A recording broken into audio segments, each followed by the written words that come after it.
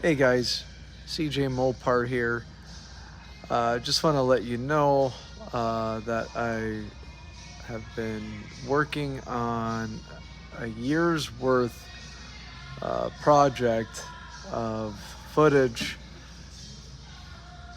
that is underway, and it was done for a car that uh, was being built at the Brampton assembly plant, the Stellantis Brampton assembly plant. So I think this is going to be a really good opportunity to let you know that pretty soon that's going to be coming out, and it's the whole process from roll stamp to finished production. So stay tuned and wait for that video.